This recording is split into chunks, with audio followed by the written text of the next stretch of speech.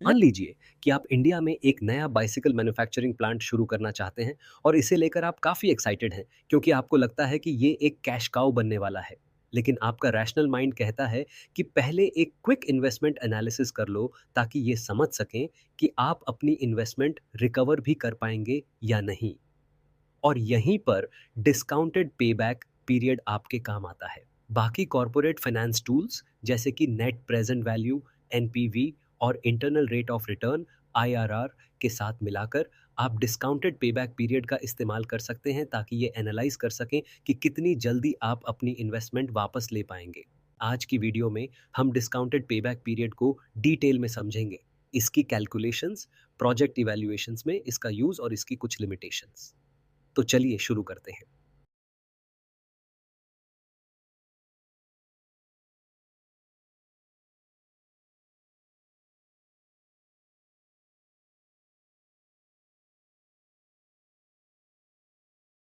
अब सबसे पहली बात, डिस्काउंटेड पेबैक पीरियड समझने से पहले आपको ये पता होना चाहिए कि पेबैक पीरियड क्या होता है, राइट?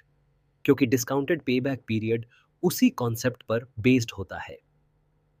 अगर आप इस कॉन्सेप्ट में नए हैं या आपको पूरी क्लैरिटी नहीं है कि पेबैक पीरियड क्या होता है, तो मैं आपको रेकमेंड करूंगा कि पहले हमारा कॉम्प्रिहेंसिव ट्यूटोरियल देखें जो हमने पहले बनाया है। उसमें इसकी कैलकुलेशंस, फॉर्मूलाज, लिमिटेशंस और बहुत कुछ डिटेल में बताया गया है। पहले वो वीडियो देख लें और फिर इस वीडियो पर आएं ताकि चीज़ें और क्लियर रहें। तो इस वीडियो में हम मानकर चल रहे हैं कि आपको पेबैक पीरियड का कॉन्सेप्ट पहले से पता है। अब एक एग्जांपल लेते हैं ताकि डिस्काउंटेड पेबैक पीरियड अच्छे से समझ में आए। मान लीजिए आपके पास एक प्रोजेक्ट है जिसमें इनिशियल इन्वेस्टमेंट की ज़रूरत है $1200 की और ये ईयर ज़ीरो में लगेगी। इस प्रोजेक्ट से आपको $400 ईयर वन में, $500 ईयर टू में, $600 ईयर थ्री में और $700 ईयर फोर में मिलेंगे। ये एक टिपिकल प्रोजेक्ट है और इसमें कोई और एक्स्ट्रा खर्चे नहीं हैं। अब पेबैक पीरियड को डिफाइन कैसे करेंगे? पेबैक पीरियड बेसिकली वो समय होता है जब तक आपकी इनिशियल इन्वेस्टमेंट रिकवर नहीं हो जाती। यानी जितने सालों में आपकी इनिशियल इन्वेस्टमेंट वापस आ जाती है, वही आपका पेबैक पीरियड कहलाता है। अब यहाँ इनिशियल इन्वेस्टमेंट कितना है? इनिशियल इन्वेस्टमेंट कुछ नहीं बल्कि $1200 है और हमें ये देखना है कि कितना टाइम लगेगा इस इनिशियल इन्वेस्टमेंट को रिकवर करने में। तो अगर इस एग्जांपल को देखें, पहले साल आप रिकवर कर रहे हैं $400, दूसरे साल $500। तो दूसरे साल के अंत तक आप टोटल $900 रिकवर कर चुके हैं। सही है, लेकिन तीसरे साल में क्या होगा? अगर आप इसे फिर से जोड़ें तो ये $1500 हो जाएगा। तो इसका मतलब है कि आपने $1200 से ज़्यादा रिकवर कर लिया है। तो आइडियली आपका पेबैक पीरियड सेकंड और थर्ड ईयर के बीच में आएगा, सही है? तो चलिए इसे एक मेथोडिकल तरीके से कैलकुलेट करते हैं और फिर इसे डिस्काउंटेड पेबैक पीरियड से कंपेयर करेंगे। तो यहाँ सबसे पहली चीज़ जो हमें चाहिए वो है cumulative cash flows. Cumulative cash flows का मतलब क्या होता है? हम इसे कैश इनफ्लोज़ के पॉइंट ऑफ व्यू से देखते हैं। पहले साल हमने रिकवर किया $400, ठीक है? दूसरे साल क्यूमुलेटिव क्या होगा? पहले साल के $400 और दूसरे साल के $500 को जोड़ देंगे। तो दूसरे साल के अंत तक हमने टोटल $900 रिकवर कर लिए हैं। इसी तरह हम तीसरे और चौथे साल के लिए भी कंटिन्यू करेंगे। इस पूरे प्रोजेक्ट का क्यूमुलेटिव कैश फ्लो $2200 होगा, ठीक है? अब दूसरी चीज़ जो हमें देखनी है, वो है बैलेंस अमाउंट। बैलेंस अमाउंट का मतलब क्या होता है? बैलेंस अमाउंट कुछ नहीं बल्कि ये बताता है कि अभी और कितना अमाउंट रिकवर करना बाकी है हमारे इनिशियल इन्वेस्टमेंट से। तो $1200 हमारा इनिशियल इन्वेस्टमेंट था और फर्स्ट ईयर में हमने रिकवर किया $400। जो बैलेंस बचा है वो है $800, राइट? तो यही हम फॉर्मूला में डाल रहे हैं। $1200 में से $400 रिकवर कर लिए तो बैलेंस बचा $800। इसी तरह दूसरे साल के बाद बैलेंस बचा $300 क्योंकि क्यूमुलेटिव हम सेकेंड ईयर के एंड तक $900 रिकवर कर चुके हैं, लेकिन $300 अभी भी रिकवर करना बाकी है। तीसरे साल के बाद क्या होगा? अब हमारा बैलेंस पॉजिटिव हो जाएगा क्योंकि हमने इनिशियल इन्वेस्टमेंट से ज़्यादा रिकवर कर लिया है। तो यहीं पर हमारा ब्रेक इवन पॉइंट आता है। अब पेबैक पीरियड कैलकुलेट करने का तरीका ये है कि हमारे पास नेगेटिव बैलेंसेस हैं। तो ये कुछ इस तरह से होगा, 2 इयर्स प्लस समथिंग। क्योंकि 2 साल पूरे होने के बाद भी $300 रिकवर करने बाकी हैं, तो इसे हम फ्रैक्शन के रूप में कैलकुलेट करेंगे। अब तीसरे साल में आपकी अर्निंग है $600 और रिकवर करने के लिए बचे हैं $300, तो कितना टाइम लगेगा $300 रिकवर करने में? ये होगा 300 डिवाइडेड बाय 600 यानी 0.5 ईयर्स। तो ओवरऑल पेबैक पीरियड आएगा 2 प्लस 0.5 यानी 2.5 ईयर्स। तो ये तरीका है पेबैक पीरियड कैलकुलेट करने का। काफी सिंपल है, right? Now look at what we have done right now. इसका सबसे बड़ा लिमिटेशन क्या है? इसका सबसे बड़ा लिमिटेशन ये है कि ये टाइम वैल्यू ऑफ मनी को कंसिडर ही नहीं करता, ठीक है? अब इसका मतलब क्या हुआ? बेसिकली ये अस्यूम कर रहा है कि जो $400 हमें 1 साल बाद मिलेगा, उसकी वैल्यू वही होगी जो आज $400 की है।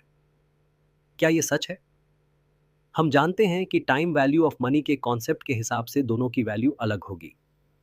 अगर हम आज $400 इन्वेस्ट करें, तो उसकी वैल्यू 1 साल, 2 साल और आगे बढ़ने के साथ ज़्यादा होगी क्योंकि इन्फ्लेशन और इंटरेस्ट रेट्स की वजह से उसकी वर्थ बदलती रहती है, सही है? लेकिन पेबैक पीरियड इस पूरे कॉन्सेप्ट को इग्नोर कर देता है। इसीलिए हम इसमें एक एडजस्टमेंट करते हैं।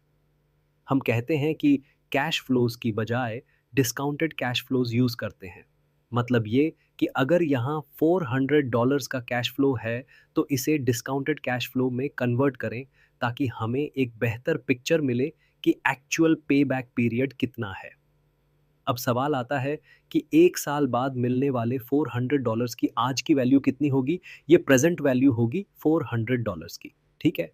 लेकिन प्रेज़ेंट वैल्यू कैलकुलेट करने के लिए और क्या चाहिए? हमें डिस्काउंट रेट चाहिए या फिर वो रेट ऑफ रिटर्न जो हम एक्सपेक्ट कर रहे हैं, राइट? चलो मान लेते हैं कि एक्सपेक्टेड रेट ऑफ रिटर्न 10% है, ठीक है? तो डिस्काउंटेड कैश फ्लो क्या होगा? कैश फ्लोज़ की जगह अब हम डिस्काउंटेड कैश फ्लोज़ यूज़ करने वाले हैं। यहाँ ये होगा $400 डिवाइडेड बाय 1 प्लस 10% क्योंकि हम $400 की प्रेज़ेंट वैल्यू निकाल रहे हैं, राइट? अब एक्चुअल टर्म्स में देखा जाए तो टाइम वैल्यू ऑफ मनी के कॉन्सेप्ट के हिसाब से रिकवर होने वाला अमाउंट $400 नहीं बल्कि $363.3 होगा, ठीक है? अब आते हैं ईयर 2 पर।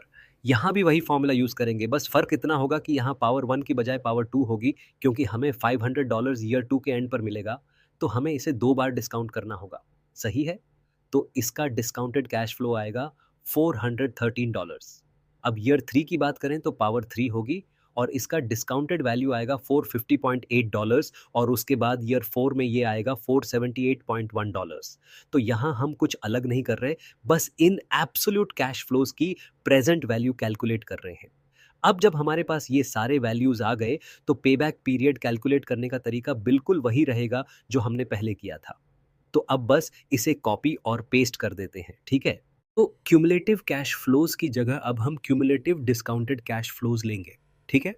मतलब एक तरफ क्यूमुलेटिव कैश फ्लोज रहेगा और दूसरी तरफ डिस्काउंटेड कैश फ्लोज को क्यूमुलेटिवली जोड़ते रहेंगे। तो चलिए इसे कैलकुलेट करते हैं।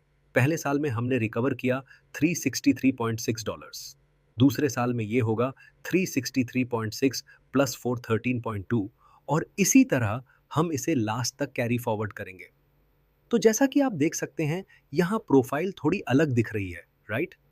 ईयर 3 के एंड तक हमने अस्यूम किया था कि हमने $1500 रिकवर कर लिए, लेकिन डिस्काउंटेड कैश फ्लोज के हिसाब से हमने रिकवर किया सिर्फ $1227.8।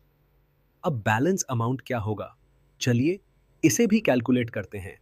इनिशियल इन्वेस्टमेंट $1200 है और हमने सिर्फ $363.6 रिकवर किए, तो बैलेंस अमाउंट होगा $836.4, ठीक है?